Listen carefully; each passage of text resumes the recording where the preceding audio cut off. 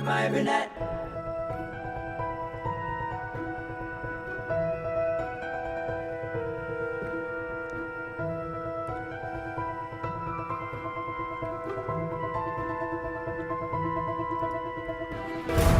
Well, greetings, imagination connoisseurs. Once again, it is I, your Duke of Dope Discourse, your master of fun and wonder, your viceroy of verisimilitude, and your sommelier of sci-fi and cinema. And don't forget, your evangelist of the imagination, and of course, the still undefined existential Mr. Rogers, Robert Meyer Burnett. And I'm almost not Rob casting, but I am at you imagination connoisseurs, you members of this, the Post-Geek Singularity community. This is Robservations episode number 734. Of course, this show is the show about something. You know, I had to do an update of my Wirecast software to do this, and for whatever reason, everything was going to hell in a handbasket. And I figured out what was wrong. So I figured, you know what, I'm not going to wait until tomorrow. I'm going to go live tonight. We'll see how it goes. I don't usually go live at 7:30. We'll see what happens. And I'll tell you, I really wanted to talk about this subject because it's all over. It was all over the media today, all over Twitter and things like that. But before we get to that, as everyone knows, I love inspiring the next generation of imagination connoisseurs. And Calvin Bowles and his son Braxton went to the 55-year Mission Star Trek convention in Las Vegas. Now, I'm not sure yet. I think Braxton's now 7. But he went there to meet some of his heroes. And here is Braxton Bowles. I know it's from a long way away. But Braxton got to ask William Shatner a question. Right, when we're taking pictures. Yes. You're this wonderful young man. Yep. Yes, you are. Okay, so Jackson, what would you like to ask me? How was it like the first day of Star Trek the Motion Picture? Braxton? Wait, speak into the mic. When you did Star Trek the Motion Picture and you knew you were going to be doing Star Trek again, what was it like the first day when you were actually on the set? That's what he wanted to know. When we were on the set, the first day of making a movie. What a great question, Braxton. Nobody's ever asked you that before. What an intelligent young man you are. That's a beautiful question, and never stop asking questions, right? Right? And get the right answer, too. Put your mask back on. What was it like the first day of shooting Star Trek, the movie? It was a magical day. Braxton hit upon it exactly. So there had been all these rumors. Let's make a movie for television. Let's do it as a series. Let's do every which way. Let's get a new cast. That was the worst. Eventually, they decided on making a big movie. So, and by that time, Star Wars had hit, and the guys in the back room at Paramount were saying, sons of guns. They're making all that movie on science fiction. We're gonna have a movie. What do we got? What do we got that's science fiction? And some guy serving coffee must have said, we got Star Trek. That failed. It was only on the air for 3 years, but we got Star Trek. And the head guy must have said, yeah, let's make a movie on Star Trek. Who's the guy that invented Star Trek? His name was what? It was,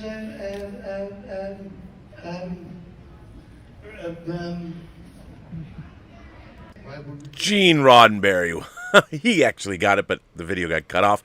I want to congratulate Braxton for asking an intelligent question to Mr. William Shatner. I hope, Braxton, your first big Star Trek event was everything you hoped it would be. Congratulations to you. What's it like to be a cool 7-year-old? I don't know. You go back to school, you'd be the coolest 7-year-old in your class. So congratulations to you, Braxton, and to Calvin for being a cool dad to take Braxton all the way to Las Vegas. I didn't go to Vegas until I was 21. My dad took me to Vegas. He was a big deal. It was a father-son trip, and my dad was a big gambler, not a degenerate gambler. He just loved to gamble. He was really good at it too. He didn't gamble a lot of money, but he played the ponies. He loved horse racing, and he loved gin rummy. But he liked any game of chance. My dad spent weeks teaching me how to play blackjack. And when he took me to Vegas on my 21st birthday, we stayed at the Flamingo. It was everything I thought Vegas was going to be. And he gave me $20, and he said, come back and make me proud. I came back with $450. So thank you, Dad. Thanks to all dads who take their sons to Vegas. I'm sure we all do different things with our fathers, but hey, what a cool thing to do. Anyway, so on Twitter today, there was a lot of chatter about Denis Villeneuve, and there was a quote that came from Total Film magazine. And Denis Villeneuve was talking about Dune, and this was in Total Film magazine, and Johnny Subcheck tweeted this out. I retweeted it, and it was a quote from Denis Villeneuve, and he says, "It's the first time I've experienced it where I'm watching one of my movies, and I have a moment of deep gratitude, of deep joy, and I say, thank you, life, for having allowed me to bring that to the screen." And I understand what he was saying. And there was a lot of people weighing in about, obviously, James Gunn had a recent quote where he talked about he'd never seen Jaws in the theater. So he saw it on television. There's a lot of people that have seen movies on television. And there's a lot of chatter today about where you see films. And even Richard Newby, who I actually asked to be on this show earlier today, which was, I'm glad he couldn't do it because I would have had egg on my face, not knowing or not understanding or not being able to work my own software for the 734th time of this show and not being able to get on with a guest. I've read a lot of Mr. Newby's articles on this show, and I would love to stream with him. But even he said that the idea of seeing movies in theaters was a little classist. And I sort of have a different take on it, and I wanted to chat with you all about it for just a minute. I mean, I think one of the things that we are losing in our culture is a fundamental lack of respect for both individuals and our institutions. And, I'm a culturalist. I like culture. I like civilizations that have all kinds of interesting things about them, whether it's food, whether it's art, whether it's their military, whether it's their architecture, whatever it is. I like culture. I like that humanity has aspired to greatness. I mean, whether we're ever going to get there, I don't know. It doesn't seem that way lately, but I do love culture. And all kinds of culture. All over the world. I don't care where you are. I just love the culture of people. I love what they've built and made and constructed, because it stands as a testament to imagination and creativity and the spark of what it means to be human. And I don't like this. I mean, we have such a culture now of instant snark, and it's like nobody respects much of anything anymore. I've told the story on this show where we went to the Hollywood Bowl to a program. Elizabeth and I went and saw a program that celebrated America's female astronauts and astronauts, America in space. But Penka, my friend Dan Schweiger's wife, Penka she put out an album called The Female Astronaut, and they played a piece from it. And about halfway through the performance, these I want to say they're mid-20-somethings, millennials, whatever, they come into the Hollywood Bowl for a classical concert, and they just started talking nonstop. And first of all, I'm sure they probably got their tickets at work or something that they weren't. It's like, oh, go to the Hollywood Bowl. But what's really interesting is that they had no consideration for anyone that was around them, or even the musicians that were there playing classical music, because obviously when you're in the Hollywood Bowl and someone's playing classical music, you can hear it from all over the place. The sound echoes around in there. And I finally was fed up, and I don't usually get nasty. Sometimes I do. if people are talking excessively in movies, I've said this before, I like to give them the Clint Eastwood voice. Something like this. If you don't shut the fuck up, I'm going to slit your throat from ear to ear. I like to say that in movie theaters when people talk. Because then they tend to not get belligerent. But because they're so freaked out that you've said it, they're like, what's this guy going to do to me? But if you're calm and quiet and you say, if you don't shut the fuck up, I'm going to slit your throat from ear to ear, people don't quite know what to make of that. And if you say, can you shut up? That starts a fight. But talk softly and say something really outlandish, and people are like, they're thrown off guard. So anyway, by the end of this performance, some dude wanted to step up. He wanted to step up and, get in a fight in the Hollywood Bowl because you people were rude? Okay. I love it because my attitude, I was mugged in Sydney. I was jumped by 4 guys. My nose was broken. I had cracked ribs. So I have no more fear in those situations. Maybe I would if somebody pulled a gun on me, but even then I would try and diffuse it. So if someone wants to step up, my attitude is kind of to lean into it and just do the same thing. You look whoever's stepping up to you, you look them right in the eye, as long as they're not within sucker punch distance. You look them right in the eye and you're like, you want to go outside? Lead the way. And usually it diffuses the situation. But the disrespect that we have today in our society, everywhere, it's distressing.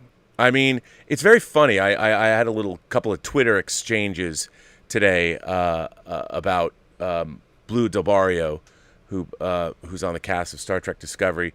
They were on. Her character changed within the show, as I've talked about. They were on in real life. Her character, who said she was non-binary and told Stamets that. We've talked about that a lot on the show. But in real life, Blue DeBarrio, they said from the stage of creation, said fuck TERFs, basically. And I was a little incensed by that because I think that bad language in Star Trek is not necessarily a good thing. To me, one of the great things about Star Trek was it was always family-oriented. And a lot of people came back to me, and I said, my comment was how very Star Trek, because modern Star Trek has really embraced bad language. And when they said that from the stage, it just rubbed me the wrong way. I'm like, there is an element of respect when you're at a convention. It is a family audience. I mean, obviously, we had to learn the hard way at San Diego when we did Starship Smackdown and things like that we couldn't just drink booze and swear because it's a family event. And I've always thought that Star Trek was sort of a family show. And that's fine. People can swear all they want. But I don't think in the context of Star Trek, you need to do that. And when they said that from stage, it just rubbed me the wrong way. So I mentioned that on Twitter. And a lot of people came at me and thought that I was making a comment on Blue DeBarrio and what they said. And I was really making a comment on Star Trek as a whole. And then a lot of people came back at me and were like, well, Rob, double dumbass on you. Well, but the thing is, colorful metaphors and all that. And in Generations, when Data says, oh, shit. I mean, it's usually played for laughs. But now, I think anyone who's watched Picard especially, which is the murder Star Trek of all time, and also at Star Trek LV, it was voted as the worst show. The least favorite, I should say. I just think that there's a level of respect that just in society, it's just better to adhere to. And look, I swear on this show. I don't care if people swear. But it's just in the context of, say, something like Star Trek. People are like, well, people have always sworn, or they should. But not really. Like, look, lots of people have died in various Star Trek episodes, but they don't linger on the deaths. You don't see someone's eyeball pulled out of their socket. Literally, like you saw what happened to Icheb in Picard. And I think that there is a level, you have to know your audience and you have to know the material that you're making. Well, the same thing kind of happened to movie theaters in the wake of what Denis Villeneuve was saying about Dune, seeing Dune. And as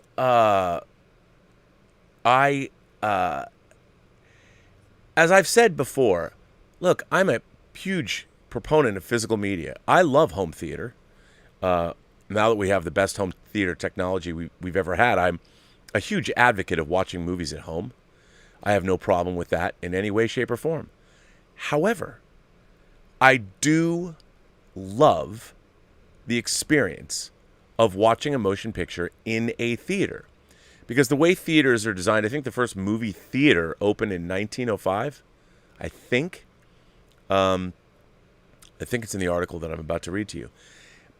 But what I love about a movie theater is designed the way the lights go down. It is designed to make all of your senses focus on the movie. Nothing else matters. When you're at home, I mean, you might have a separate beautiful home theater where you actually walk into and it's a dedicated room. And in that case, you know, you're talking about spending tens of thousands, if not hundreds of thousands, or even millions of dollars on your home theater. That's a different experience. And most people don't have that.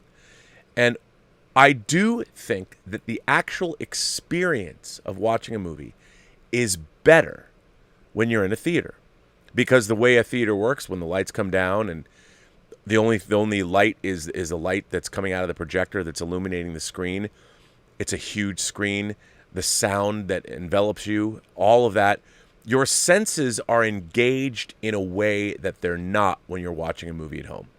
Doesn't mean you can't enjoy a movie at home. Doesn't mean you can't watch movies at home. Certainly you can, and you can love them. I do all the time. But it's not the same as the experience of going into that sort of sensory deprivation tank and sitting there with a bunch of strangers, and you're all sort of ensconced in this cocoon watching this story unfold. And I think that the experience of watching a film in a great theater is different and much more enriching than if you are at home. Now, this is something that I've come to believe over the course of my lifetime. I don't know what you people think. Maybe you don't. Maybe you don't think that way. But I think that you cannot deny when you go see an IMAX film with overwhelming sound. Denis Villeneuve's Blade Runner 2049 was an overwhelming experience in IMAX. I loved it. It was so loud. I loved the presentation. The movie was completely overwhelming. And it was a much different experience than watching it at home. And I think that there's all these people that were pushing back today on social media about, well, you don't tell me how to watch my movies. Well, you can watch movies however you want. I think James Gunn is absolutely right. But my point is that the movie theater experience, when it's a good one, when you're paying premium tickets and you've got reserved seating and presumably you have an audience of like-minded people, not idiots that'll talk during a film, which I don't understand. To me, people who talk during movies and don't pay attention really to the film they're also problematic because it speaks to a larger problem they have, which is they're not paying attention to the world around them. They're not soaking it in. And I think ultimately that'll lead to problems for the rest of us later, but that's a different chat. So I do think that the movie-going experience is worthwhile. It's something that should be respected. And I don't want to see it go away, because I think there's something really to be said for experiencing a film in a great theater with great sound and great picture. Now, there is and also the level of respect. Just respect people, respect the audience. Now, I'm not saying when it comes to Star Trek that I think people should use it as a platform for social justice. Star Trek has always been a platform for social justice, but you know what? Never put your universe before your characters and your story. Social justice should be part of the tapestry of the story that you're telling. You know, I put on my Facebook page, and I'm going to read it. I just thought this would also be something that would be worth sharing. And it was a quote from Rod Serling talking about writing Eye of the Beholder, which is one of my favorite Twilight Zone episodes, the one where the woman is having plastic surgery and she's wrapped up and everyone thinks she's ugly and all of that. And I wanted to read this quote. This is from Rod Serling. No audience likes a writer's opinion thrust down their gullet as simply a tract. It has to be dramatized and made acceptably palatable within a dramatic form. This is how we designed Eye of the Beholder, and I think we were successful. And I think a lot of obviously there's a lot of writers out there that, look, they want to do good, and they want to make a point through their work. And I understand that. But I think Rod Serling is exactly right. No audience likes a writer's opinion thrust down their gullet as simply a tract. It has to be dramatized and made acceptably palatable within a dramatic form. I think that's that any writer should really take that to heart. Anyway, on to this article. And I looked it up. I was looking, was there an article that I could look into? And I did. I found one. It was a Vox article. And I know before everybody gets all upset with me about Vox. This was published on April 30th. Crowds, concentration, and a new perspective. The case for movie theaters. For a year, American movie theaters have largely remained closed. The number of new releases was reduced as studios bumped their biggest titles into the future. Drive-in theaters made a comeback, to be sure, but only recently have regular movie theaters started to reopen across the country at reduced capacity. It's so hot in here that I've been schwitzing, I have to say, which is, I guess, a good thing. But I'm dripping sweat on my glasses. For a year now, American movie theaters have largely remained closed. The number of new releases was reduced as studios bumped their biggest titles into the future. Drive-in theaters made a comeback, to be sure, but only recently have regular movie theaters started to reopen across the country at reduced capacity. If you saw a movie in the last 14 months, there's a good chance it was on your TV or your tablet or your phone. Some industry observers seem convinced we've become so accustomed to streaming, we'll never go back to theaters. We, quote, end up watching movies on Netflix at home because we have gotten used to that. Or theaters that survived the pandemic may find that online streaming apps have stolen away audiences for good. The pandemic undeniably changed certain aspects of our at-home movie viewing habits, some for the better, and in ways that are poised to last a while. Major studios and theater chains have agreed to permanently reduce the amount of time between when a movie hits theaters and when it reaches streaming platforms. That time is now 45 days, a month and a half. Some distributors may also decide to stick to day-and-date releases where a movie arrives in theaters and on streaming at the same time. We're seeing the results of that. It makes sense to give audiences options. Some people don't live near a theater that might play a smaller release. Others can't make it to the theater, or they prefer not to for various reasons. They have a disability. They need to care for someone, or they're just reluctant to visit a venue that doesn't value the experience of their patrons. Everyone's gone to a theater with sticky floors, poorly projected films, and an audience that talks and texts. It sucks. But the impending death of the movie theater has been attributed to streaming services almost as long as streaming services have existed, despite evidence that people who stream more also go to cinemas more. I believe that. I believe that about the home video era, and it proved to be true. People that were renting VHS back in the day, Hollywood was like, oh my God, it's going to kill Hollywood. No. You know what videotapes did for people? It turned everyone into movie fanatics because you could follow movies. You could satiate your desire. You could quench that movie thirst, and then it would make you thirstier for more movies. And so I've been skeptical of the speculation that people won't go to theaters post-pandemic because we've gotten used to watching movies at home. It's not like no one was streaming movies at home before COVID-19 began to spread, and while there's plenty of data showing that subscriptions to streaming services shot up during the pandemic, it's vital to remember that watching a movie or a TV show on streaming over the last year wasn't exclusively a replacement for going to the movie theater. It was a replacement for everything. After such a long spell of watching movies only in our living rooms, I suspect we won't just be excited to go right away. I think many of us have learned why we go to the movie theaters in the first place. What do we really want out of a movie theater? When the first movie theaters opened in 1905, the reason to visit was simple: to watch a movie. You didn't have a television or a VHS player at home. They weren't invented yet. If you wanted to see a film, you had to go to the place where the film was playing. Eventually, technological advances brought new options for at-home entertainment, and as they changed and evolved, so too did the reasons to venture out. Perhaps you went to the theater to see a spectacle or watch a movie that wouldn't be easy to access elsewhere anytime soon. If you loved Titanic when it came out in 1997 and wanted to see it again before its arrival on home video on not one but two VHS tapes 9 months after its theatrical premiere, you had to go to the theater. Even as DVDs and then Blu-rays became commonplace and streaming services arrived in the late aughts, the reasons for going to a movie theater remained about the same. It was something to do. Maybe you'd go just to hang out with your friends. Going to the movies was fun in a relatively cheap time. A movie theater was a good place to go on a date or with someone you wanted to date. There were blockbuster releases and goofy comedies and horror movies to see. For a whole lot of people, movie theaters were knit into our lives. What about 2021? Why go to movie theaters in a post-pandemic world? I talked to folks from all kinds of backgrounds across the U.S. and the U.K. to try and answer the question, and I got a bunch of different responses. But what most people told me, after a year of watching movies at home, is that they go to theaters for 3 reasons. 1, they want to be around other people. 2, they value the loss of control that's inherent to movie theaters, the commitment to being in a space and paying attention to the experience the filmmaker has created. And 3, they long to have their perspective shifted on the outside world in a way that's tough to replicate at home. The danger of being around other people is the whole reason movie theaters were shut down in the first place.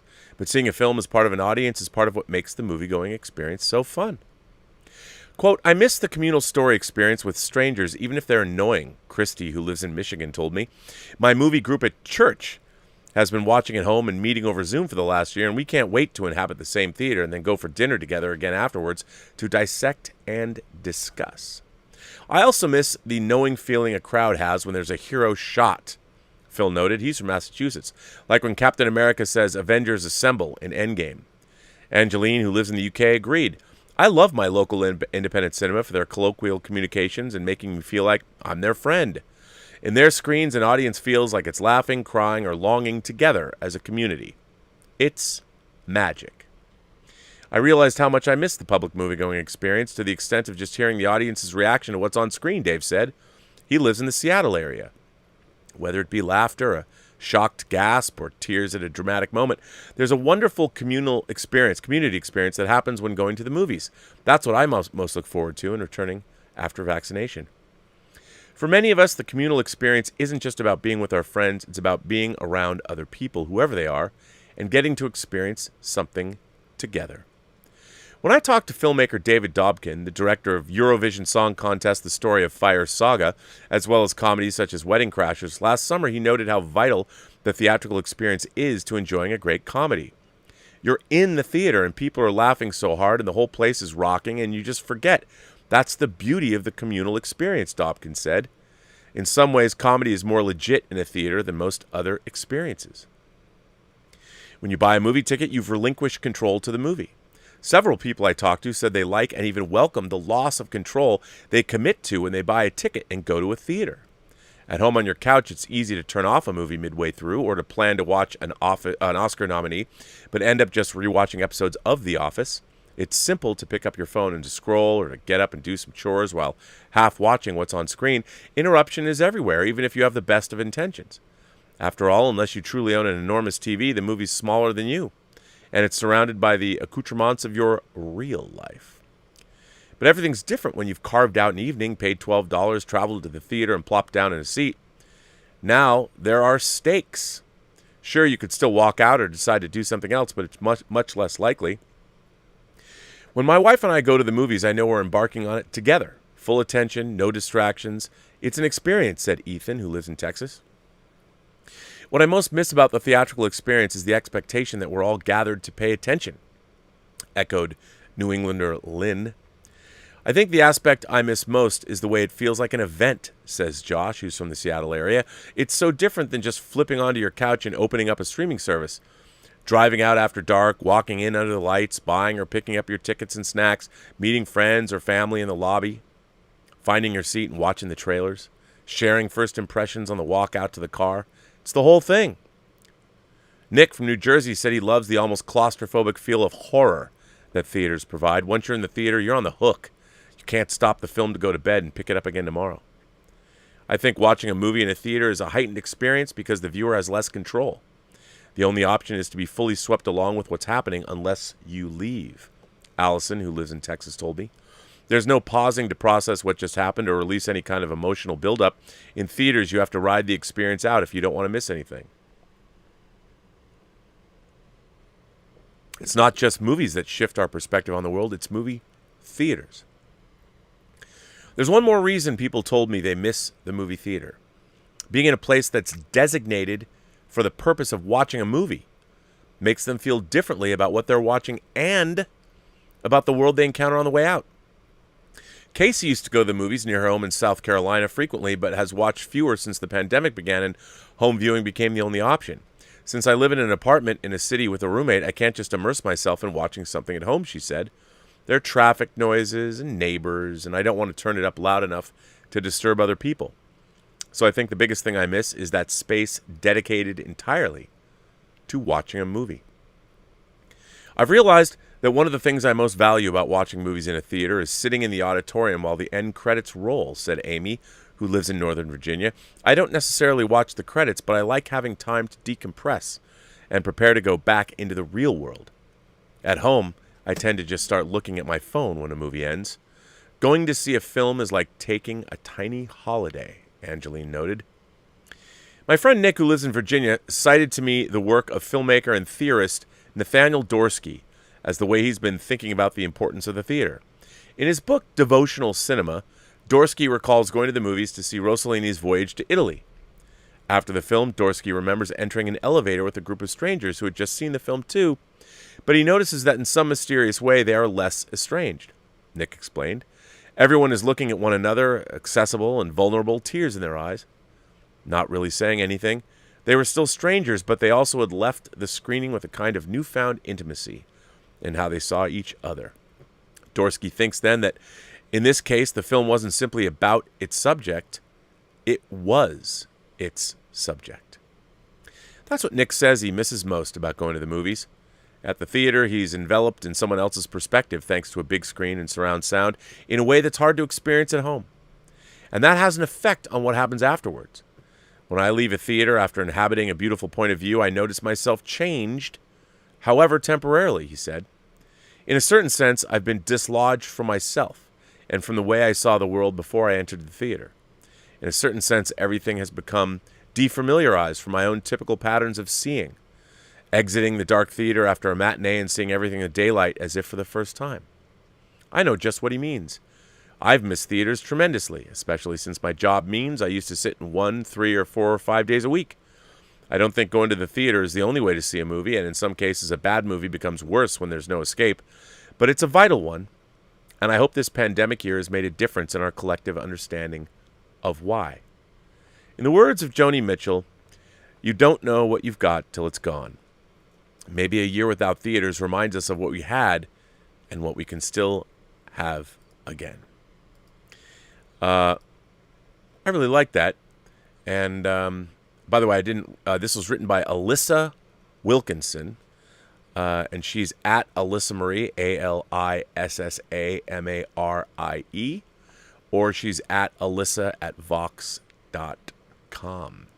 I really like that article, and obviously I've been thinking a lot about movie theaters because Tango Shalom, the movie I've worked on on and off for the last 5 years, is finally opening in movie theaters on September 3rd. And the fact that we have our little independent movie opening in a movie theater, I can't say which theaters, but one of them is rather actually, two of them are very, very impressive to me. I can't believe it. I can't believe this project that we've worked on for so long and sort of seclusion is actually going to open up. I mean, I don't know how many people are going to go see it, but hey, if you're in New York or Los Angeles on September 3rd and the entire Labor Day weekend, if you want to support our little film and independent cinema in general, hey, and it's a comedy too. Tango Shalom is a indie spiritual quest family dance comedy fable. And if you ever wanted to see one of those that was made for very little money, we've got your movie.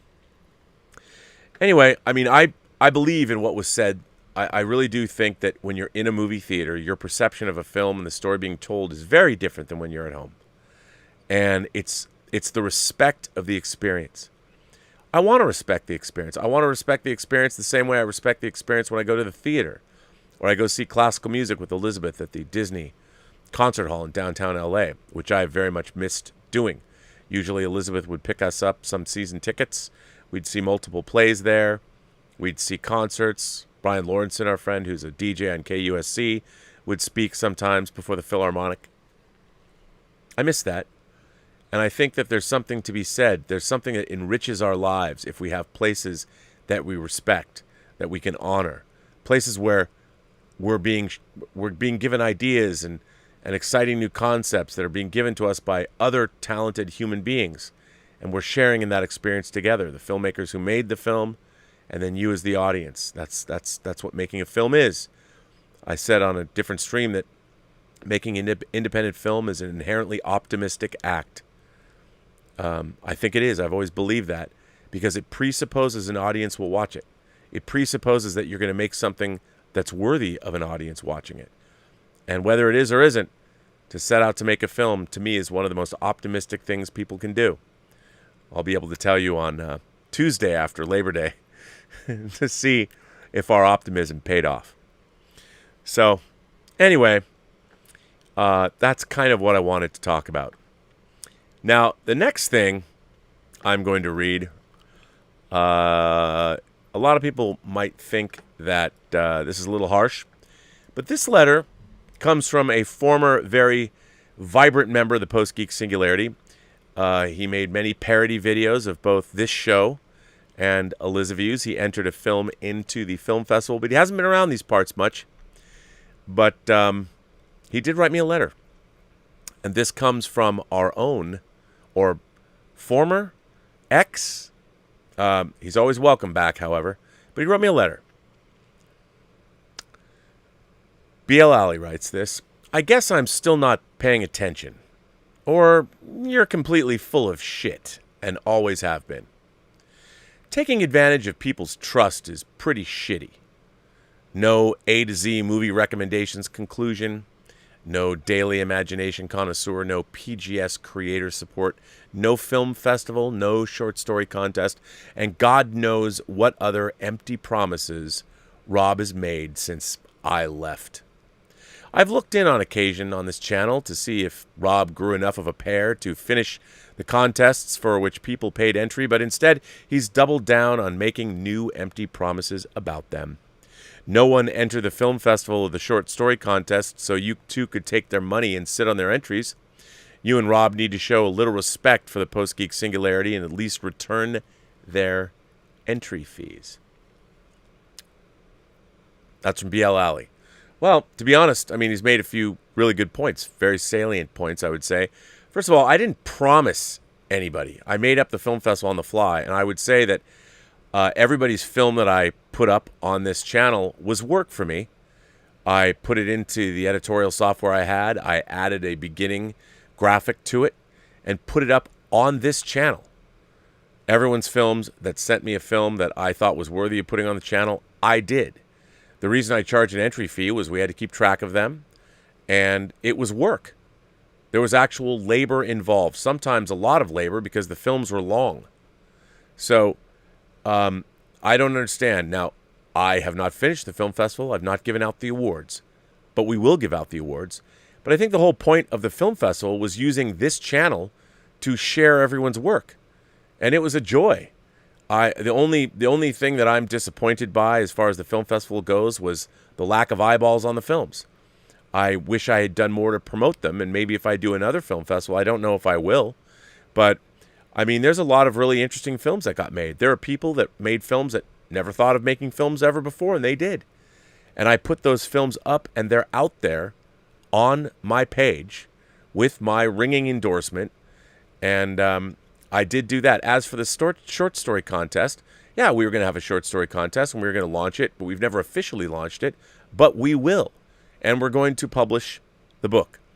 I just want to point out, it took me 5 years to finish Tango Shalom.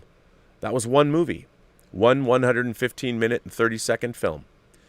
I started working on it in May of 2016, and on September 3rd of this year, it begins a theatrical run, and it will be on VOD for anyone to see on October 29th. But it took 5 years, because life gets in the way. Now, yeah, B.L. Alley is right. When I started this channel, I was doing all different kinds of things, and I was doing my 10 favorite physical media collection discs. You know, I would bring them down and give movie recommendations. I think I stopped at the letter G, which is true. I never finished it. I didn't promise anyone I would, but now I do a weekly show with Dieter Bastian in Germany called Let's Get Physical Media. I suppose I could one day go back and do those recommendations, but that was never a promise. I was just trying new things. The channel was brand new. But, you know, Daily Imagination Connoisseur, look, this channel is very iterative. Things come, they go. I wanted to do stories. I remember I asked if I'd give a topic out and people would send in things. I only got a few entries, not even enough to make an interesting video out of. So it didn't happen. And this is a community. It isn't just me making promises. This community is the most interactive, vital community I think I've ever been a part of online, certainly over the last 25 years. And while, as I said, I just try and throw the party, I open up the doors, but everybody else, it's the people that make it worth attending.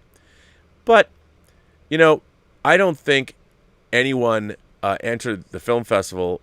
Look, are we sitting on their money? Are we sitting on their entries? To be honest, I don't know how many short story contest entries we have, but we're going to launch the short story contest. I got very busy, and I take full responsibility for all those things. But, you know, in addition to all that, I'm out here every day. And BL, I would like to say to you, sir, you made movies, parodies of my work, and I freely put it on this channel. You know, you would make these movies, and I shared them with the Post-Geek Singularity. They were frequently critical of me. And you never thanked me for doing that. I didn't necessarily need thanks. But anyway, I appreciate you writing in. And I am not beyond criticism. And I thought it was important that I read this letter first tonight. And I appreciate that BL writes in. But you know what? It's interesting, if you're going to do a hit and run like this, I'd rather have you as part of the community so you could contribute every day. I haven't heard from you and maybe since COVID started. I don't know what happened. And, you know, I understand where you're coming from. But, you know, why don't you participate more? Anyway, let's see what else somebody's saying. I don't know. This is interesting. This is from our friend Dean Mikitich in the UK. Now, I just want to say the lovely Emma Bannon and Dean Mikitich have been hanging out. We got two Post-Geek Singularity members living in the UK that have started to hang out, creating their own community. And Dean Mikitich writes in and says, Joshua informed me that you wanted to know what I was doing with a London Post-Geek Singularity meetup before a post on the Post-Geek Singularity Facebook page can be pinned. He also mentioned that you might want some video and pictures of the event, and I have no problem doing this. Yes, sir. If there's a meet and greet event, a Post-Geek Singularity meet and greet event in London, I would love all the footage. Now, for those of you who might not know this, I will not be here next week. I'll be in Portland on a shoot. So from the 21st through the 28th, there will be no programming on this channel with me. However, you're going to see RM's Post-Geek Singularity All-Stars show, where lets you get to know Post-Geek Singularity members. There's the whole series on He-Man, where she will bring to you the Richard and Bunyan Snipe and discuss He-Man Revelation, or pardon me, Masters of the Universe Revelation. So that'll be coming next week to sort of fill in the gap that I'm going to be gone. Here's a little background on what has happened so far. This is Dean again. About 2 months ago, I asked on the Post-Geek Singularity Facebook page if anyone living in or around London are up for a meet and greet on the second last weekend of August, which is the 21st or 22nd. I got a good response and people were interested in coming. About a month ago, I posted a reminder and set the date for the 21st. As this is a meet and greet, this is a chance for members who live close by to get to know each other. Plan is we meet up, possibly do a bit of shopping at FOPS, which used to be HMV, I guess, Forbidden Planet, and Orbital Comics. Then head off for a bit to eat and a few drinks. All right. If this is successful, my hope is that we could do it monthly or every other month and maybe start meeting up to see films. I still plan to get a group of the community together to see No Time to Die in Leicester Square, as Rob originally planned to do. Man, I wish I could be there. Personally, I'm still hoping that film will get pushed again so Rob and Elizabeth can finally get over to see it. With that said, what I want to do is have a post pinned to the top of the Post-Geek Singularity Facebook page until the 22nd of August. Members can see the announcement and reply on whether they still plan to attend, and if anyone that did not see the original posts will be able to see this and maybe come along. So I told you what we're going to do, and where that is going to happen is, the time is midday. I don't know what that means in London. Is that noon? Location, Trafalgar Square, next to the world's smallest police station. This is located to the right of Nelson Column, if looking at it with your back to Whitehall. If you're coming alone, just post in the comments section below and let me know. This is so I have an idea about how many people to expect. I'll be monitoring this post on the day. So if anyone gets lost, you can post in it, and I can give you directions on how to find us through Facebook Messenger. If the event is successful, we can do it again, and in the future, meet up to see films. This will include No Time to Die, even if this means Rob and Elizabeth are unable to join us. Who knows if this is a success? Other members can also start doing their own meet and greets in areas where they live. I love this idea so much. I know there are a few members in the LA area, but they also get the added bonus of Rob attending their events if he is available. And that is from Dean Mikitich, and I will post this in the Post-Geek Singularity Facebook page. That would be this weekend. And so if you want to be a part of that, I would suggest absolutely doing a London meetup. I mean, come on. How much fun is that? I love that. This one comes from Rogue Thinker. Rogue Thinker says, "Greetings, Rob. Personal inquiry. Don't need to read this on the show, but if you want to, feel free. I wanted to ask you a question. I had an interesting idea for an animated series for, well, anyone, but Netflix seems to be looking for content. I know you're involved with an animated show on Netflix. I don't have an agent, so I have no recourse even to pitch this to them. I'm not in the business, so I'm unlikely to get an agent. Do you have any advice on how I could get this proposed series to their attention so they would at least give it serious consideration? As this series utilizes giant robots, you might also be interested in the premise. I don't plan on giving the details in an open forum such as this, but if you or any of your contacts have any advice or interest, please feel free to contact me and ask me to elucidate further in a more confidential communication. I might even be able to offer a single card credit. Wink, wink. Anyway, as always, thanks so much for reading this letter, and all the best to you and Elizabeth and to the whole family. Farewell and enjoy." Well, I want to thank you for that, Rogue Thinker. Listen, it's hard when you're not in the business and you don't have any contacts to get your material shown. The best thing to do is to come up with a series proposal. Basically, you write a proposal and somewhat of a Bible, where you have to detail the premise, the characters, and what episodes might be. And since it's an animated show, the biggest selling point would be to have artwork. Now, you can have 2D artwork, but I've found that it's probably better if you have 3D renders of whatever you said, robots. Show the character designs and then show the characters as in some kind of milieu. If they're battling in a city, for instance, show us that. And once you have something like that, I mean, I would definitely take a look at someone's proposal. I can't look at a lot of things. You have to sign a release form that absolves me of any legal responsibility because, you know, when people are coming up with ideas, lots of people have the same idea. And you have to sign a release form because, look, in Hollywood, while people have their ideas stolen, it has happened. It's not something that happens a lot.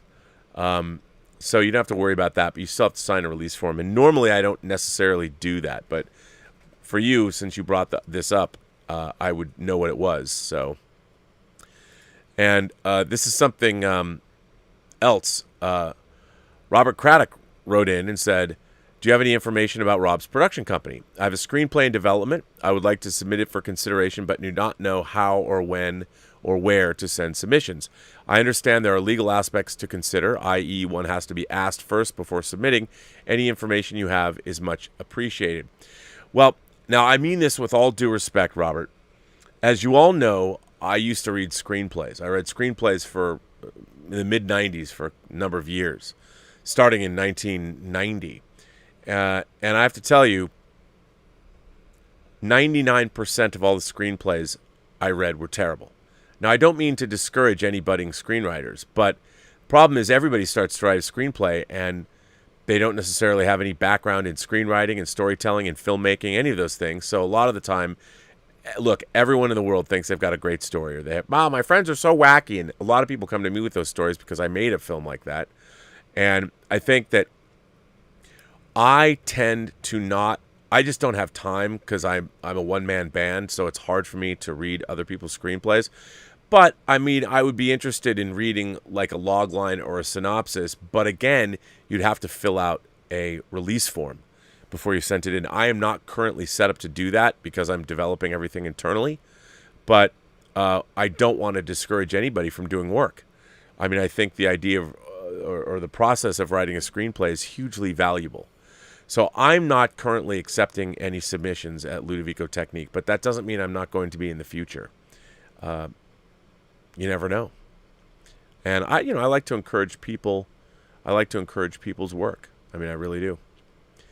So, yeah. Omar94 writes in and says, "Hi, Rob, moderators, and the Post-Geek Singularity. There was a story on John Campea discussed on a show a few days ago about AMC raising ticket prices and doing less showtimes. And I thought about how that would affect moviegoing down the line. Considering Delta cases are going up and then AMC doing this, we might actually see theaters eventually close. However, if that does happen, I'm sure you and others would be devastated, but unpopular opinion, I'd actually be okay with that at this point. Back in 2020, after COVID closed everything, I did miss going to theaters in the beginning, since I really wanted to see new movies. As the first movie of 2020 I planned to see in theaters was A Quiet Place 2, but then everything was closed and movies got delayed. The first movie of 2020 I saw in theaters was Tenet. Since then, with other movies I've seen in theaters, I noticed how I don't really find myself enjoying the theater experience. Not because of wearing masks, less people being in theaters, and social distancing, but because I don't find myself missing the theatrical experience. The reason being was because it had been 9 months or so since I went to the theater when I saw Tenet, so I grew used to not going. Before COVID, I went regularly and was excited to do so. Even if I ended up disliking the movie, I was still excited to go, and even for the next time, I would go. In 2019, I saw 17 movies in total, starting with Glass and ending with The Rise of Skywalker. Now, I don't get excited to go, so if theaters did close for good, I know it would be a big blow to a lot of people, but I wouldn't personally miss it at this point. That's just me, since I'm sure you and others feel differently. Who knows, maybe a spark will come to me, and I will realize I do miss movie theaters and I want it back, but just not this time. Thanks, and live long and prosper." Well, Omar, I hope you come to your senses and change your mind. I mean, I don't think you're wrong, of course, but it's hard to... I just, movie going has been such a big part of my life since I was a little kid. I talked about the other day seeing Logan's Run when I was 9 years old in the John Dance Theater in Bellevue, Washington. This giant screen, the same place I saw Spy Who Loved Me and Superman the movie and Star Trek the motion picture. I mean, I love that theater. It was the flagship theater of the Sterling Recreation Organization that had its offices in that same building. And man, do I miss that. I do miss it. Thomas Bennett writes in and says, "Hi, Rob. Free Guy is the first movie since Endgame I can remember being excited to see. I subscribed to HBO Max for 2 months to see the second Wonder Woman movie, which I really enjoyed despite some big problems I had with the story. And The Little Things with Denzel Washington. That movie was really disappointing to me. Me too. I will definitely subscribe to HBO Max to watch Free Guy before I buy it later when it's available to buy digitally. You don't have to. It's Disney because it was a Fox movie. I might even buy the Blu-ray of it if it's available. I say that all on the basis of basically the trailers and one interview with Ryan Reynolds and Jodie Comer. I might not like the movie, but that seems unlikely. Apparently, Disney has decided it can't release Free Guy day and date on Disney Plus because of insert theatrical gasp here, contractual obligations. Add to the fact that they renegotiated Dwayne Johnson's contract because that was supposed to be theatrical only release as well, The Jungle Cruise.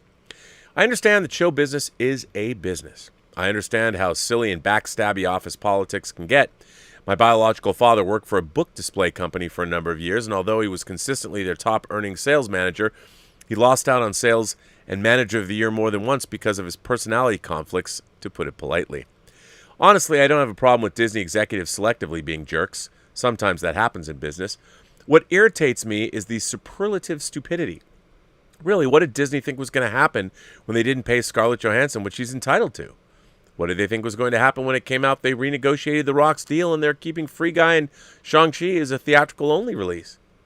Actually, I'm really beginning to think this is bigger than Scarlett Johansson and Disney. However it happens, Scarlett Johansson has to be paid what she's entitled to, which I guess might be $50 million on top of her base salary. If the movie made it to $1 billion like the other Marvel movies before it, if she doesn't get that money, it means Hollywood is the land of the hypocrites. They talk about inclusion and representation as being vitally important, and yet when it comes to paying women, they still think women deserve to get paid less because they aren't as much of a box office draw. I think you've said this before, but most of Marvel movies have some scenes with shirtless male Marvel heroes. Humans like seeing beautiful people on stage and screen. I do too. I love seeing hunky men. Makes me realize what I should have been doing all my life, but also, I mean, why not? Good-looking guys are as good to watch as good-looking girls are. I mean, I like watching Hemstreet and Evans as Captain America and Thor. You know, when he ripped that log in half, I mean, look at that buff dude. I'm like, I'd love to look like that guy. I think human beings like to look at beautiful people, both male and female. So what does it matter? I think it's a good thing. Humans like seeing beautiful people on stage and screen. That's why in too many coming-of-age romances, they stick glasses on a beautiful Hollywood movie star, and then at some point later in the movie, she's not wearing the glasses, and that makes her beautiful. Well, I've got news for Hollywood. Every woman who's trying out for a leading lady role is beautiful to a sizable audience in America, whether she gets the part or not. And glasses are sexy, too. Top-shelf female talent is as bankable, if not more bankable, than top-shelf male talent. If Hollywood executives want to have their moral authority to lecture toxic fandom about sexism, racism, and institutional failings of America, they need to put their money where their mouth is, or just shut the fuck up. And whenever Bob Chapek gets fired, I really hope someone somewhere in the media points out his level of incompetence. I don't know the man, but you really have to be a special breed of stupid not to realize that this lawsuit with Scarlett Johansson makes you look really bad. I hope her lawsuit is painful enough for Disney executives that they change their behavior. I guess we'll wait and see. Well, Thomas, a fine letter. Thanks for writing in. I don't disagree with you, sir. I think that absolutely that men and women... Look, I believe in equality. I don't necessarily believe in equity. I think they're different things. But I think with equality, I think all human beings should have equal opportunity to pursue their dreams and goals. And I think, look, it's show friends, not. It's show business, yes. So you don't get what you deserve, you get what you negotiate. But I'll tell you what, if you've negotiated something, like Scarlett Johansson did, you damn well deserve to get it. The company that you negotiated with, the company that signed the contracts for you, and you've done good work for them for 10 years, well, it's time that they stepped up and make good to you. What Disney said publicly about Scarlett Johansson was abhorrent. And it should never have happened. It would never have happened under Bob Iger. And it was a huge... I was embarrassed for the company. And I'm a Disney fan, and I love the MCU. But it wasn't cool. And Scarlett Johansson deserves all the respect in the world. Now she's in the new Wes Anderson movie. She's got more of my respect, not that she already didn't. And I think you're absolutely right. And that was a great letter. So thanks for writing in. Let's see. This one comes from Enigmatic Drop Bear. Oh, wait. You know what? That's a private message to me. I can't read it. I get private messages, so I can't read everything, but I try and respect that. Rich writes in. Just Rich. Hi, Rob. I've been subscribed to your channel for a while now, and I'm an avid lover of both storytelling and the filmmaking process. When I came across your channel, I was hooked. It is fascinating hearing all of your stories regarding your involvement in the film industry, and it makes me wish that it was something I pursued as a career. Any art forms dealing with storytelling has always been a passion of mine. When I was a young child, I wrote short mystery stories starring the pets I had at the time. You should rewrite those into a children's book series, man. That could make a fortune. And then it would get turned into an animated series, and you'd make a fortune. I took that a step further and got a paid job as a newspaper cartoonist. Without a doubt, the most enjoyable job I've ever had. At the end of college, I took a filmmaking class and made a short film as my final project. and this is what made me fall in love with the filmmaking process. I ended up being a mechanical engineer. It's a job I find enjoyable enough, but not as fulfilling as what I ideally want my career to be. Working 8 to 10 hours a day on a job that you're only not truly passionate about can at times be draining. But you know how it goes. You got to pay the bills somehow. I thought about taking the risk of going into the entertainment business, but unfortunately there are circumstances in my life where I don't feel like it would be responsible to take that kind of risk. I'm sure many of your viewers can relate to this sort of dilemma. However, I've heard you mention to your viewers on many occasions that if you're a true imagination connoisseur, you should at some point just go out there and make your own movie. I did this. I would have submitted it to your film festival, but I'm still editing it. As it turns out, editing a 2-hour movie is a very time-consuming task. You made a 2-hour movie? I want to see that. I want to tell your viewers you're in the same place I'm in, where you sometimes feel you're stuck in a job that you're not truly passionate about and wish you could have taken the plunge in a riskier career. You can get that same sense of fulfillment by just doing it anyway on the side. I agree. It may take an extremely long time. You might not get paid for it. A lot of people might not even like it. But if you set out to complete a whole project from beginning to end and you put everything you've got into it, you will fill that void. Thinking up a story and putting in the effort to turn it into something and being able to share it with the people you love is the most fulfilling thing in the world, even if you're just doing it as a hobby. For the longest time, I wasn't working on my movie, but hearing your encouraging words inspired me to put in the effort to finish it. Here's the trailer, if you are interested. Ooh. Yes, I am. He writes, if you choose to feature this letter on your show, you don't have to mention this. Why not? What? Are you kidding me? How can I not mention it? Here, I'm putting it in the live chat. Here is, in fact, the trailer, which I haven't seen. Rob, thanks again for inspiring me and so many others with your show. Hope to see you get another movie made. Regards, Rich. Well, I want to thank you for that. How exciting. I mean, there's even a poster for it. Hang on. Well, look at this. A 2-hour movie. This is awesome. It was marked to be finished on October 1st. Well, the posters. Oh, man, I got to put this up. Here is the poster for this movie, a 2-hour movie. It's called The Rock. The Rock Movie 2, Bigger and Bolder. And this is, of course, by Rich. I don't know anything more about Rich other than his name is Rich. But, and here's a poster for his movie. He finished it. He finished his movie, and here is the poster for The Rock Movie 2. Here's the beef. I mean, come on, look at this. A feature? He made a feature?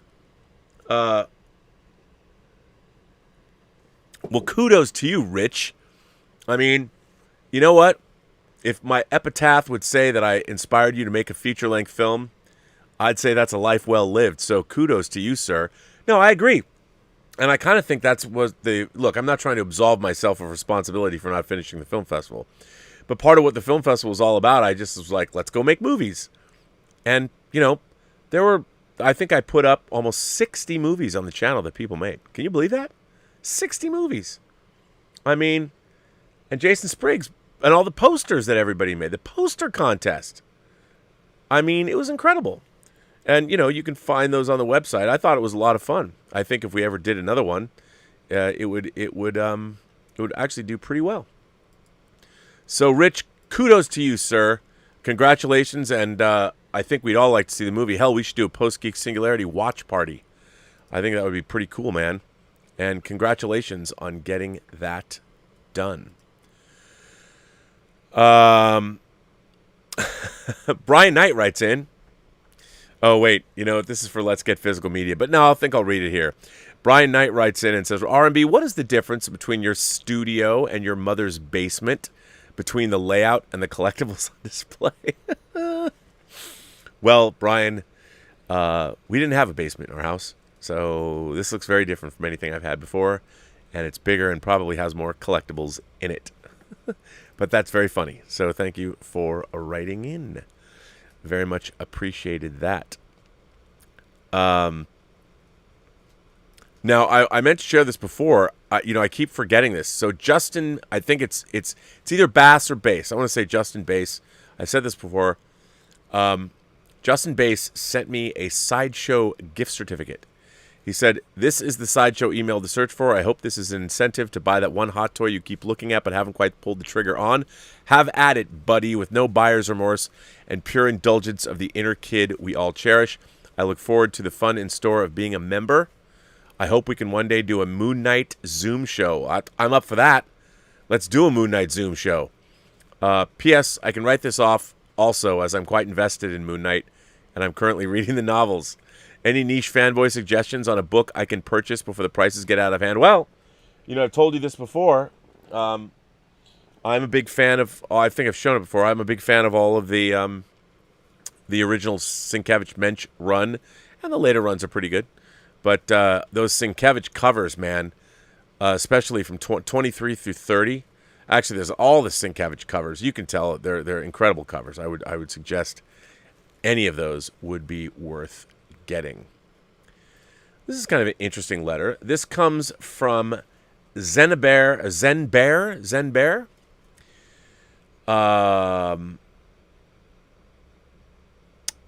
Abundance. The ability to do what you need to do when you need to do it. Here are my top 5 forms of abundance, because more than 5 is beyond my memory capacity. Number 1, money, obviously. This is the planet Earth. 2, gifts. Quite often the joy comes in giving, so don't deny those who need to share. Well, just like Justin did. Thank you, Justin. To refuse a gift is to discard the joy of the giver. It's also okay to share with others.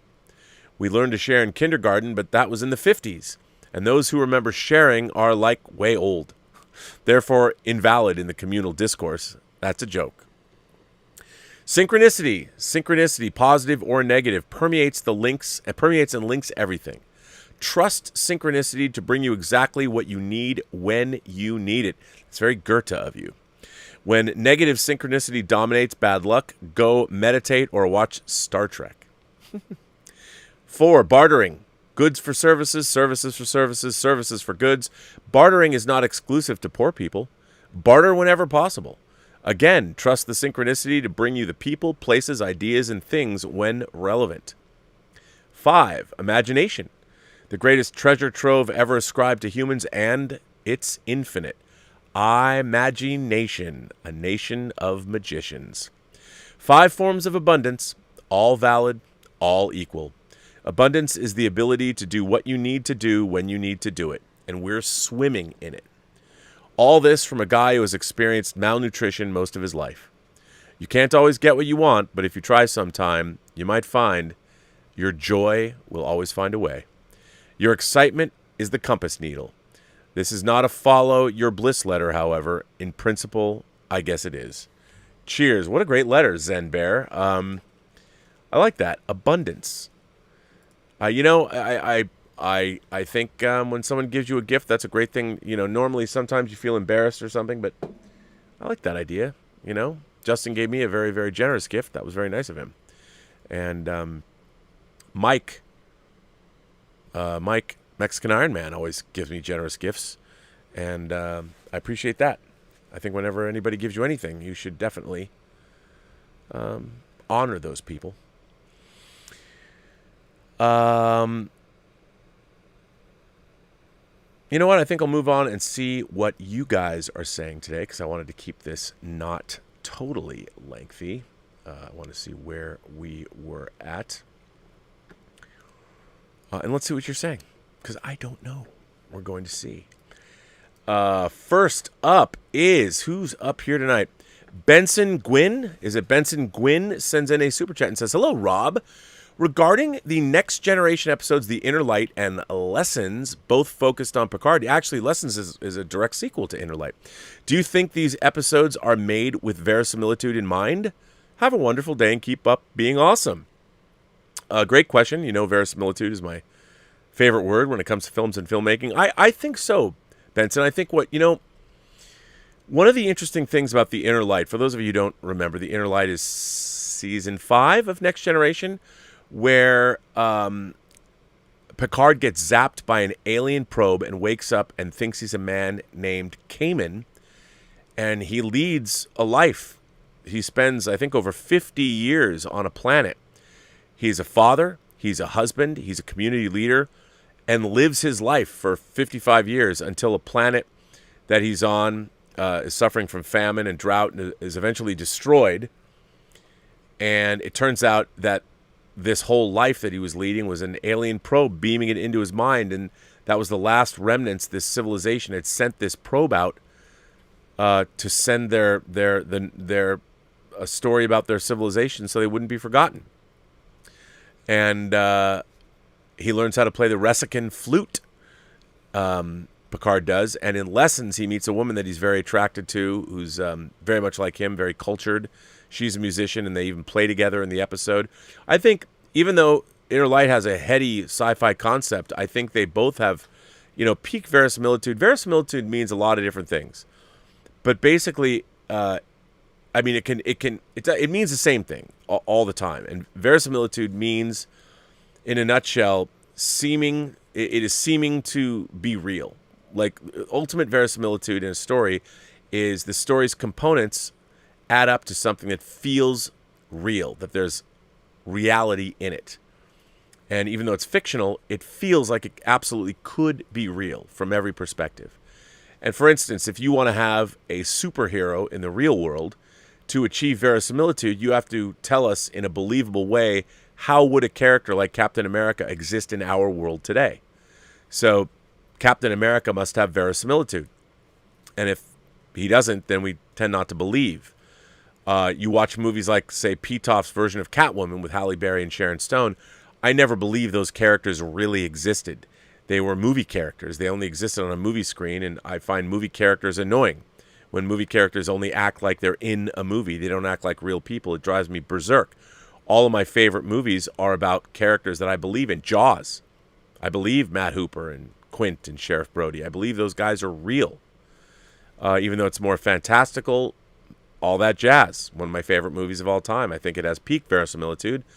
Everywhere it's shot, even the way it goes in and out of fantasy sequences, I believe the whole thing. It's a fantastic film, and that's what verisimilitude is. So I think those Star Trek episodes really do, because ultimately they're both about human emotion and human feeling and life and liberty and the pursuit of happiness, literally, and in lessons, the love between two people that can flourish. And I thought that I've always liked Lessons. Not a lot happens in it, but the relationship that Picard has with a woman that's actually worthy of him, that isn't Beverly Crusher, and I like Beverly, but that will they won't they thing got little tired at least. But I really like the actress that played her. I thought that was good. Both of those episodes, and they pack an emotional wallop. Both do. So yeah, I do think they had verisimilitude. Mattuine sends in a super chat and says, "Have you heard about the movie 9 Days?" Oh man, have I heard about it? Starring Winston Duke and Zazie Beetz. Incredible performance by the entire cast and a touching story. Mattuine, I'm dying to see this movie. This is right up my alley. As many people might know, Wings of Desire, Wim Wenders' Wings of Desire is one of my favorite movies of all time. And this is a movie about the 9 days, I guess, entities. People have to decide whether they're going to be born or not, from what I understand. And I don't know if they're pleading their case or how that works, but I'm so there for it. I want to see it and can't wait. And I probably will do what I always do and end up buying it on Blu-ray. But I can't wait to see it. Willow Yang, the lovely Willow, is here. How are you, Willow? I hope all is well. Willow sends in a tip and says, "Do you think that the Prime Directive is a good rule? I get the reasoning behind not enforcing values on other cultures or taking sides in a conflict, but in a situation like Pen Pals, the entire planet literally has no future without intervention." Well, Willow, I think you bring up a good point. Obviously, the reason they have the Prime Directive is so we don't pollute the normal development of a civilization that seems to be on the road to normal development. In the case of Pen Pals, a planet is going to be destroyed. I think that it is our duty, actually, if we find... You kind of had that in the original series, but Kirk if a civilization had been somehow, their growth had been somehow retarded by an outside source, like a evil computer or something like that, then Kirk felt the need to step in. And I think that that's not necessarily a bad thing, because that wasn't the normal development of that culture. I mean, you could say that, well, maybe it was supposed to happen, but, well, okay, there's a little leeway there. But I think the Prime Directive is probably a good thing. But in the case of what happened in Pen Pals, I think if a planet's going to go supernova or something, or the planet's sun is going to go supernova like Beta Niobe and destroy the planet, I think maybe help people out. Like it would be to leave a thriving civilization that might not yet be spacefaring to its own fate when it was going to be, their planet was going to be destroyed, seems an awful waste. So I never liked that aspect of it. So if I enforced the Prime Directive, I would have many amendments to it. And but I do think ultimately it's a good idea. Casey McNatt says, "Hey Rob, like you, I will be seeing Shang-Chi for the first time in a laser IMAX showing on Wednesday night. This will be the second movie I've actually seen pretty early before the movie has come out. The first was, I think, Batman v Superman. Yeah, I'm seeing it actually tomorrow morning, and I'm not seeing it. I wish I was seeing it in Dolby, but I'm in Dolby Vision at one of the AMCs, but I'm not. I'm sure it's going to be great. I'm just looking forward to seeing it. Everyone I've talked to about it who saw it loved it and is raving about it. And I obviously want to see it. I've been very excited for Shang-Chi, and I'm very happy that people seem to really dig it. And so we'll see. You'll have to report back and tell me what you thought. Calvin Bowes sends in a tip and says, Braxton went to the Star Trek con and he wishes he saw you there, but he did meet William Shatner. Well, Braxton, I played your video. What a great question you asked. To get that kind of response from James T. Kirk himself, you have to be proud of yourself, kid. Well done. You, sir, are a fine member of the Post-Geek Singularity community. Eric White, and by the way, thanks for sending me the video, Calvin. That was adorbs. Totes adorbs. Eric White says, Hi, Rob. Gary at Nerdrotic said that the reason the Star Trek convention wasn't official was because Paramount only sees Kurtzman's Trek as official. That's why so many people canceled. All those that have ties to Kurtzman. Could this possibly be true? I don't know. I don't know about that. I mean, the Creation was a licensee for a very, very long time. I don't know why that went south. But look, I will say this. When Star Trek 09 was being made, there was an effort by the folks at Bad Robot to suspend all classic Star Trek merchandise from being sold. And, like when Into Darkness came out, the La La Land Records. By the way, shout out to La La Land Records. My friend Neil Bulk went back and they just released a new edition of Star Trek II, The Wrath of Khan, the soundtrack. They went back to the original recordings and released a 2-CD set in a limited edition of 10,000. That's pretty incredible. Amazing. So you got to get that. It just dropped. Get that. But, I don't know the ins and outs. I know there is an official licensed Star Trek convention. Now, I can't believe I'm going to say this, but obviously CBS has a lot of very expensive Star Trek shows being made now. They have Star Trek Discovery, they have Star Trek Picard, they've got Lower Decks, they've got Prodigy, they've got the Strange New Worlds coming out. That's a lot of Star Trek. There's never been that many Star Trek shows coming out in production at the same time. So I can understand they have an officially licensed convention that will only celebrate modern Star Trek. That makes sense to me from a business standpoint.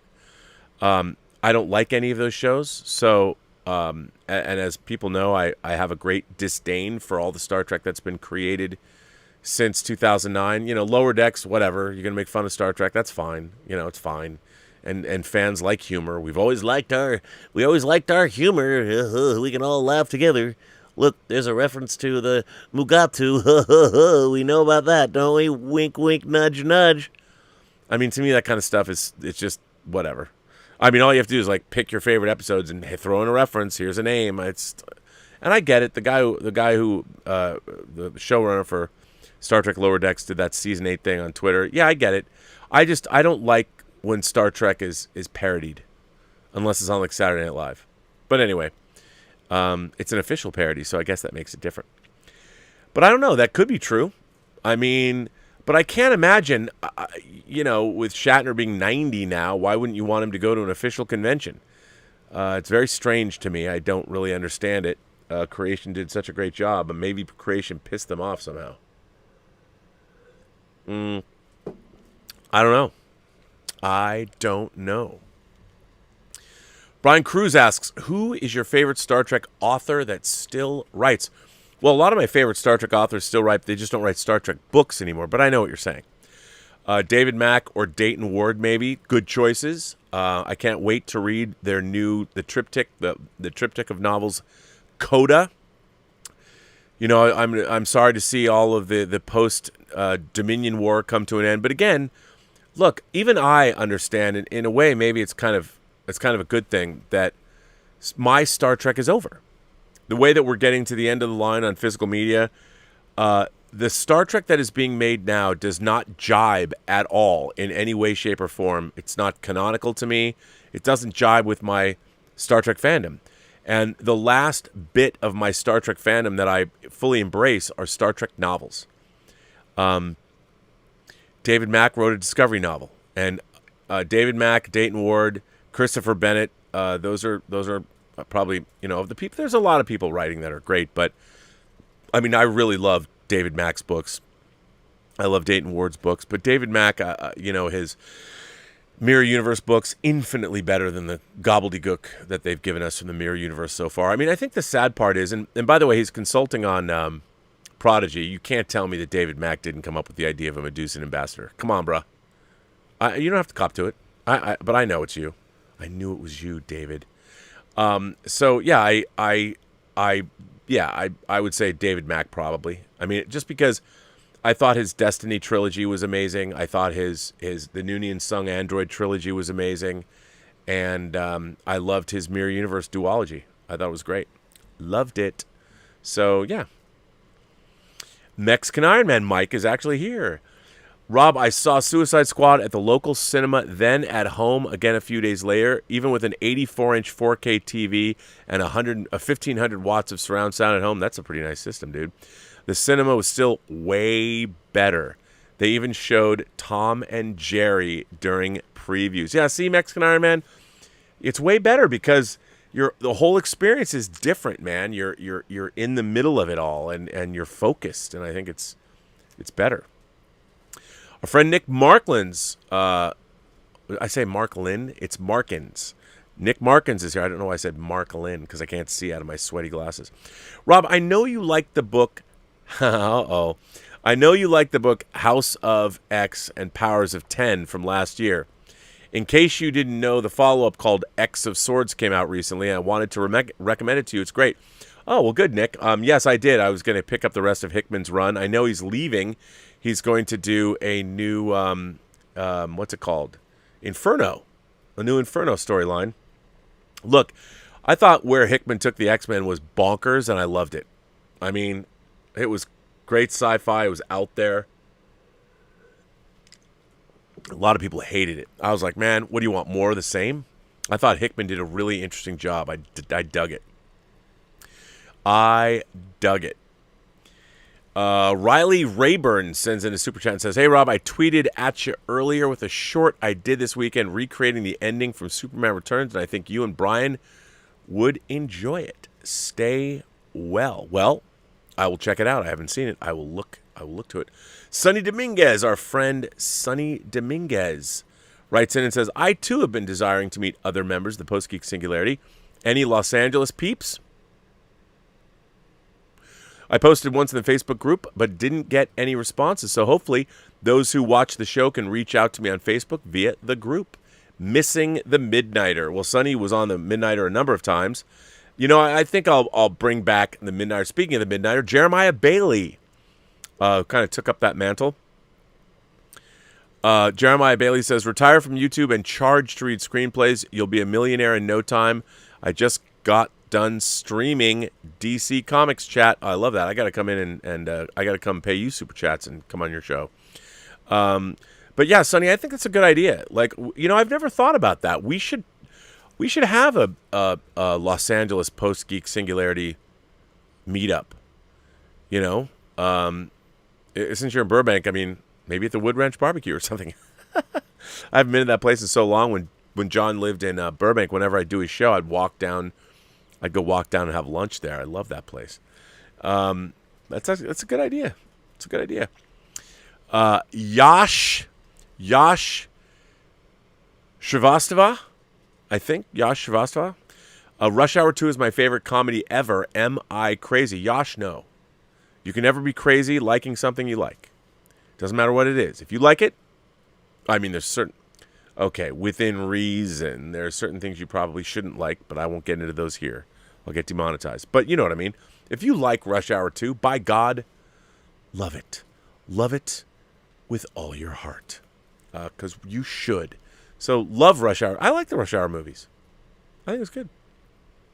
Riley Rayburn writes in again and says, also for the future, I'm the same guy who made the video essay, Why the World Needs Superman Returns, a while back, and still grateful you sent it to Brian. I did send that to Brian, and he liked that. Yes, well, I will look at the video. I will look at what you've made. I think that is most excellent. So, indeed. Well, listen, everyone. I think that brings me to, I'm glad I was able to get this show together and not have it all screwed up. Because I haven't done a show in a while. Things are happening. For those of you who don't know yet, I will be gone. Friday will be my last show. I think Friday's midnight. I don't even know if I can do Friday Midnight Metal. I have to check. And then hopefully I will be able to get them done. New show, the Post-Geek Singularity All-Stars, will be there. So that should be fun. I'll be dropping those one a day while I'm gone, which would be cool. Michael Preston sends in a super chat and says, as it pertains to X-Men, I love the fact that Xavier's okay with Krakoa, but stopped Magneto from starting his own mutant nation back in the Acolyte days. Well, it's different. It's different. But that's a fair point. I see what you did there, Michael. I mean, that is a good point. Why not Magneto and why Krakoa? I don't know. Maybe because Krakoa, what a wacky... I mean, you got to give it to Hickman, man. What he did with Krakoa and everything else, that was some crazy-ass shit.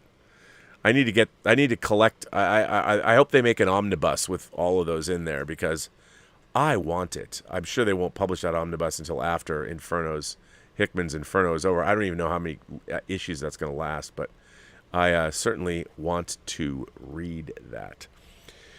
All right, kids, on that note, I want to say thank you for everyone who came tonight. Thank you for generously supporting the channel via tips and super chats. Thank you very much. I want to thank my moderators. Joshua Levesque is here. Robert Pariso is here. Thank you for just jumping on, doing this. Oh, and Elizabeth Bell was here. And Brian Hepburn is here. So thank you. I really appreciate all of that and all of you. And by the way, I want to give a shout out to Zephyr Chan for Klingon Blood Wine. She sent me some Klingon Blood Wine. Actually, Klingon Blood Wine. See that? And also, she made homemade treats for Gilbert and Tallulah. I made a video that I put on Twitter and I put on Instagram, and I also sent it to her directly. They didn't just like her dog treats. They loved her dog treats to the point where they were about to devour me. So the Funkalicious Zephyr Chan is not only getting a PhD in Buddhism, but apparently she makes dog treats like nobody's business. So thank you for that, Zephyr Chan, the Funkalicious Zephyr Chan. Tomorrow, when I come back, I don't know what... I am seeing Shang-Chi in the morning. I don't know when I'm supposed to stream with John in the afternoon. I'd like to do a show tomorrow. I might do another late show. We'll see. I don't know. But Robservations will not be here at the regular time, nor will the John Campea show. We'll be doing a John Campea show in the afternoon. Also, I interviewed... One of the cool things I've been doing lately is Marilyn Vance, the costume designer for movies like, Die Hard, and John Hughes films. I mean, look up Marilyn Vance or Marilyn Vance Straker on the IMDb.